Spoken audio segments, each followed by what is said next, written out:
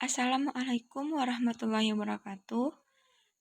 Saya Rahmadina Fitri dengan NIM 2521051, kelas PTIK 6B.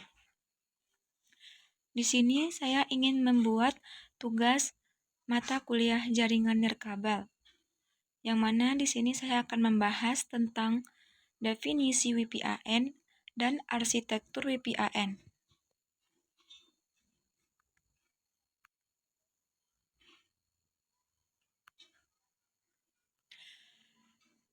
Definisi WPAN. WPAN adalah singkatan dari Wireless Personal Area Network, yang mana merupakan jaringan nirkabel yang digunakan untuk menghubungkan perangkat elektronik pribadi dalam area kecil. WPAN ini biasanya memiliki jarak operasi yang terbatas, mencakup area sekitar 100 meter tergantung pada teknologi yang digunakannya. Konsep ini dipopulerkan oleh Bluetooth, sebuah teknologi yang memungkinkan pertukaran data antar perangkat melalui gelombang radio frekuensi. WPAN ini dirancang untuk menghubungkan perangkat dalam ruangan atau area pribadi seperti rumah, kantor, ataupun kendaraan.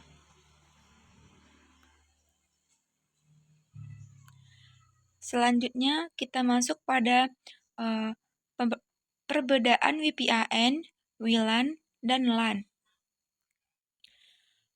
WPAN, WLAN atau Wireless Local Area Network, dan LAN, Local Area Network, adalah 3 jenis jaringan yang berbeda berdasarkan cakupan dan jangkauannya. Yang pertama yaitu WPAN, di mana WPAN ini memiliki jangkauan yang paling terbatas. Dia hanya bisa mencakup area kecil seperti ruangan ataupun area pribadi. Kedua yaitu WLAN. WLAN ini memiliki jangkauan yang lebih luas daripada WPAN. Biasanya ia mencakup area gedung ataupun perkantoran. Yang ketiga, LAN.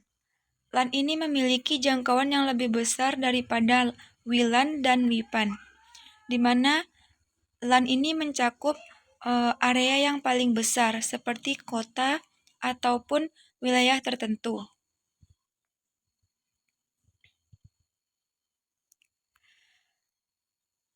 Lanjut kita masuk pada bagian kelebihan dan kelemahan WPAN. Kelebihan dari WPAN. Beberapa kelebihan dari WPAN itu yang pertama yaitu konsumsi daya rendah. Yang kedua, mobilitas pergerakan yang tinggi. Mobilitas pergerakan yang tinggi ini maksudnya adalah WPAN ini memungkinkan para pengguna untuk dapat mengakses informasi dimanapun ia berada selama itu masih dalam jangkauan wilayah WPAN. Yang ketiga yaitu kemudahan dan kecepatan instalasi. Kemudahan dan kecepatan instalasi ini dimaksud ialah di mana instalasi WPAN ini mudah dan cepat, karena instalasi ini dilakukan tanpa harus menarik dan memasang kabel. Yang keempat yaitu fleksibel. Fleksibel yang dimaksud ini adalah teknologi WPAN ini memungkinkan untuk membangun jaringan di mana kabel tidak dapat digunakan atau tidak memungkinkan untuk digunakan. Lanjut yang kelima, biaya lebih murah. Di mana meskipun biaya awal untuk instalasi WPAN ini lebih mahal, akan tetapi biaya dalam pemeliharaannya lebih murah. Lanjut, yang keenam, kelebihan dari WPAN ini adalah scalable. Kita masuk pada kelemahan dari WPAN. Walaupun ada kelebihannya, WPAN ini juga mempunyai beberapa kelemahan. Yang pertama yaitu jarak jangkauan WPAN ini pendek, di mana kurang lebih hanya sampai 100 meter. Yang kedua yaitu WPAN ini terdapat gangguan interferensi.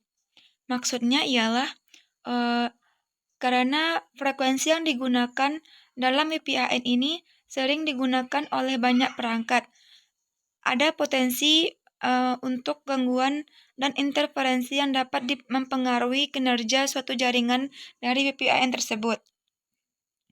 Yang ketiga yaitu keamanan. Salah satu kelemahan dari WPAN ini adalah kelemahan di mana WPAN ini rentan terkena serangan keamanan ataupun virus. Lanjut yang keempat yaitu keterbatasan bandwidth dan yang kelima kompatibilitas.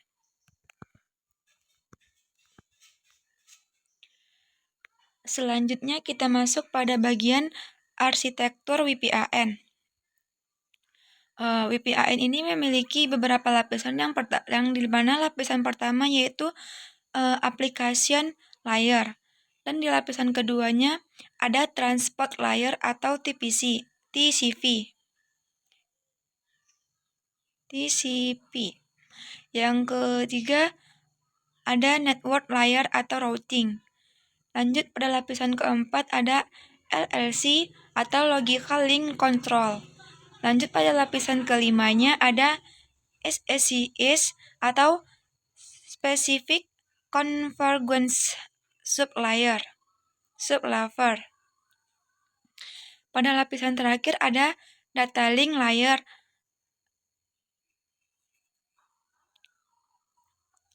Di mana arsitektur WPAN ini terdiri dari penerima frekuensi radio yang merupakan pengontrol level bawah yang berada pada lapisan fisik, kemudian di atasnya ada lapisan data link